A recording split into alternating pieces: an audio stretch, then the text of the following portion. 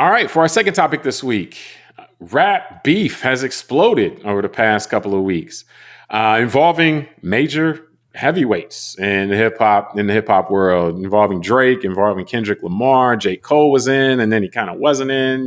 So Rick Ross has jumped in recently. So it's a lot of the heavyweights, which we don't tend to see that much anymore. But before we get to the not tending to see it that much anymore, just kind of what was your reaction to see this kind of this high profile beef, explode kind of out of nowhere? My first reaction is I'm old, man. Um, so yeah, Well, that's I for one was excited by it. I think that the nature of hip hop makes it something that like draws energy from these kind of battles, these mano a mano battles. It provided again as the lesson we learned as youth that you don't want to take it too far. And maybe that was one of those lessons people had to learn in actuality. But the one-upsmanship that is present, always present in hip hop, is something that lends itself to this go back and forth. What it reminds me of in a sense is, kind of like a dunk contest, like the slam dunk contest or whatever. And this actually, I look at a parallel between this and the slam dunk contest in the NBA in the sense that there was a time when, like the dunk, well, to draw the analogy, and slam dunk contests aren't about if somebody's just doing it by themselves, just one guy goes up, does a couple of dunks. It's like, oh, that's cool. But it doesn't have the same level of energy unless there's two people going at it or three people. Like people going at each other, trying to one up one another is really, it amps up to a whole nother level. And so just art of rap, like the bars going back and forth. I think that you get some of your best, best music and your best kind of rhymes when one-upsmanship is present in that. And so, again, provided this doesn't become something where people are getting shot at or something like that, which, again, was a lesson that had to be learned. So I'm excited by it. Just the idea that there's high-profile people that are doing it. My hope is that we get some good stuff out of them from a music standpoint right now from this. So, I'm excited from that standpoint. And I hope that people don't try to make it something that it's not, but it can be something where people go at each other and there's jokes, there's, clever lines and everything like that. And, it goes up and then we move on eventually, So that arc though, I think the Jay-Z and Nas arc was interesting. They ended up working together shortly after, but it was something that, like you got two great rappers and you got some great bars out of it. And it was something that was pretty interesting and exciting at the time. And so I'm excited by it. Yeah, no, I think it is interesting. There's an arc of this culture that I think is if you think about the show we did in December on the 50th anniversary of hip hop. Hip hop began kind of with rap battles in the 70s, and if you think about also the culture of breakdancing. Yeah. These were ways that... Which was a one-upsmanship kind of thing? Yeah, that young people actually, in a very productive way at the time, in cities like New York, decided instead of having violence as a way to solve their beefs, gangs and all that they would do rap battles and have breakdance, contests and all that. And the winner was the winner instead of having a bloody, fight with bats and knives and shooting each other. So in a way, it began as a way to have a positive outlet of this type of kind of young, raw energy. And I think like many things, I'm thinking, as you mentioned, the dunk contest, you made me think too of things like the 1980s NBA. Remember the Bad Boys, the Pistons, the players like Kurt Rambis on the Lakers having fist fights with Robert Parrish on the Celtics. The NBA was a lot more physical back then.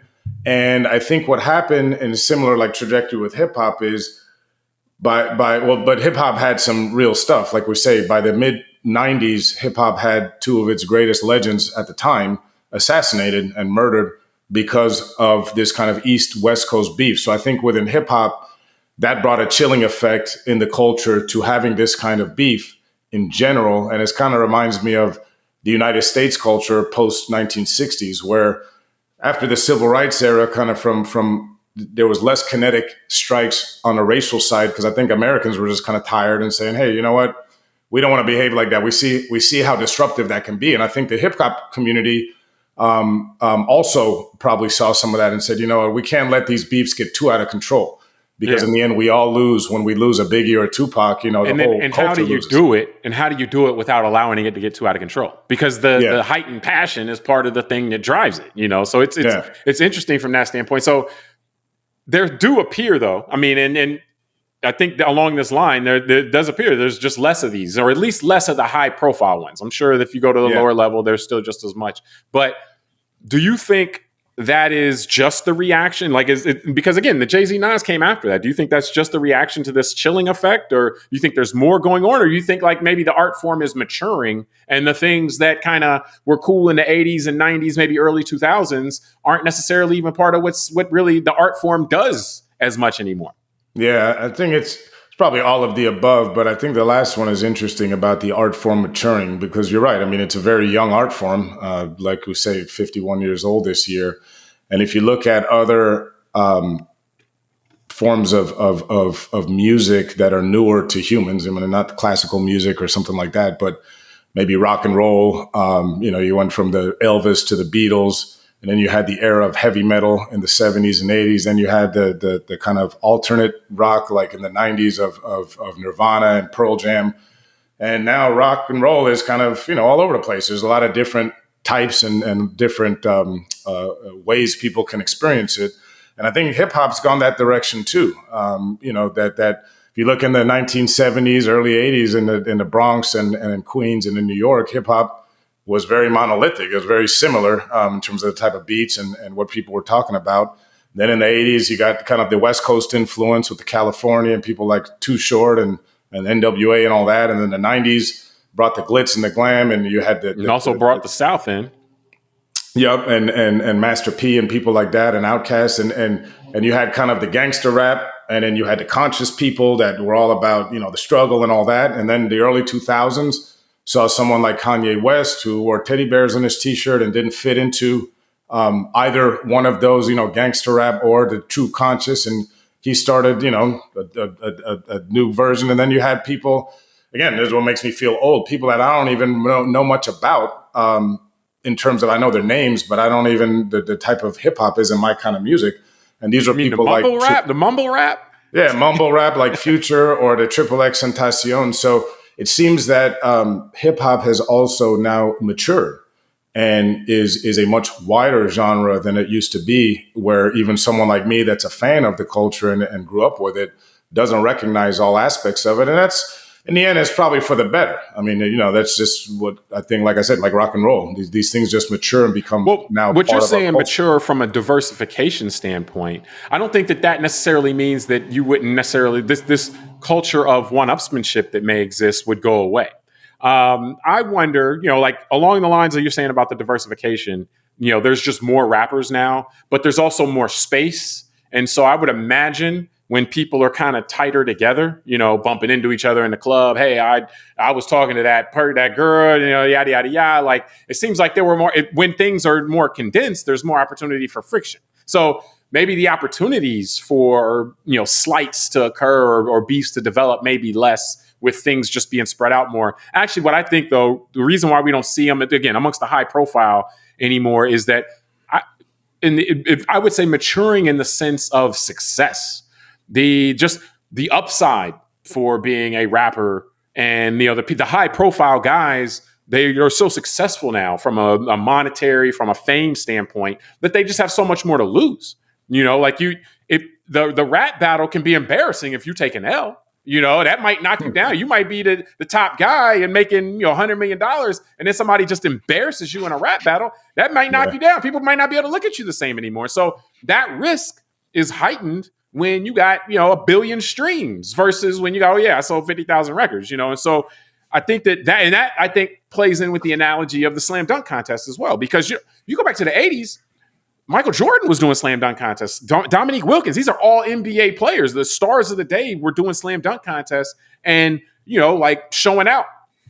Now it's very rare it's very rare now for you to have slam dunk contests involving what would be considered stars. LeBron James has never done a slam dunk contest. And I'm not saying that to knock him. I'm just saying that he looks at the situation like Michael Jordan looked at the situation like very little to lose, everything to gain. LeBron looks at it like very little to gain, everything to lose. So as the as the NBA has matured, or as hip hop has matured, and the spoils have gotten bigger, and the people at the top have increased, what they're capable of earning, and the notoriety they're capable of having. I think that the calculation changes in terms of this. So, which again makes this an aberration. I already see people talking about, are they going to walk this stuff back because the getting is so good. Does anybody want to take this kind of risk? Well, the interesting thing, because as you're talking, it reminds me too. It's actually similar to something like a political debate. How many people have in politics been doing great in their campaign and all that, and then they have a debate that's horrible, or they're not doing that great in their campaign and they have a stellar debate, and that changes the whole trajectory. So you're right. I'd say the rap battle is even more intense for a rapper than something like a slam dunk contest, because if LeBron keeps averaging 30 a night and all that after, let's say he got hung on the rim blowing a dunk, people will kind of forget about that maybe a year or two later. I don't know if they would, man. I don't know. I just think that if someone like Drake really blew in a public rap battle thing and really got eaten alive by someone else, I think that would be a demise for that kind of star. And so you're right in that sense. But it probably would depend on who, because he had to put things to Pusha T a while back, and Pusha T doesn't have the profile really that could, like a Kendrick Lamar would, in terms of. But let's say something like that could raise a Pusha T to become a real star if he were to do that. Well, but that's that asymmetrical piece. Yeah, that's what I mean. The risk for Drake, two heavyweights with Drake and Kendrick Lamar, that makes this different. Those guys have been at or near the top of the game for almost a decade at this point. But that they're going at each other now, again, maybe the top isn't enough, or, maybe, just being on the top line isn't enough for one or both of them now, and they want to be at the top by themselves. But in the event, or in any event, I think that this is ultimately just good for hip hop. I think you're going to get more excitement, more engagement. And again, we talked about this a little bit with the Cheryl Swoops and, what her comments on Caitlin Clark. This kind of stuff, this is that soap opera stuff that drives interest. This is good for the art form, or this is good for any entertainment form, I should say, in the same way that the Swoops Clark thing I said was good for basketball. That type of stuff drives interest. It makes it more of a soap opera, and that's what people tune in for as much as anything else. So I'm excited to see it. I got my popcorn ready. And, hopefully they can continue to try to one-up each other, but with the lessons we learned in the 90s, and that, Jay-Z and Nas applied correctly, that this doesn't need to become more than about one-upsmanship, in the rap game, so to speak. And so that's, so I'm excited by it, bottom line. Yeah, no, and I think, I'll finish off with this, that it's reminding me, hip-hop is such a reflection of our American culture.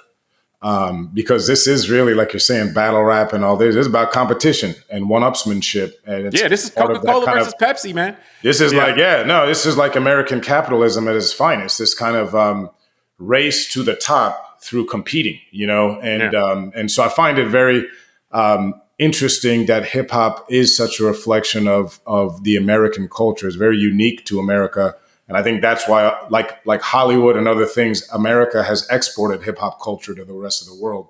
And a lot of the parts of the world have embraced it. So it's another, I think it's another cycle. We're going to see now this type of aggressiveness maybe come back up in hip hop, which, like you're saying, is probably for the better when it comes to an entertainment standpoint. I don't like the conflict that much because I don't like seeing people that, good people at the top competing over what I think is petty, like Who Called Me a Name in the last song. But I get it. That's all part of the fun. I'd much rather see him compete over something petty than something serious. Something serious is where things get out of hand. I stopped watching WWE when I was like 12. But I get it. That stuff is entertaining, and a lot of people like it. That's what this is about, man. It's a free country. I think we can wrap from there. We appreciate everybody for joining us on this episode of Call Like I See It. Subscribe to the podcast, rate it, review it, tell us what you think, send it to a friend. Until next time, I'm James Keys. I'm Tunde Ogunlana. All right, we'll talk to you next time.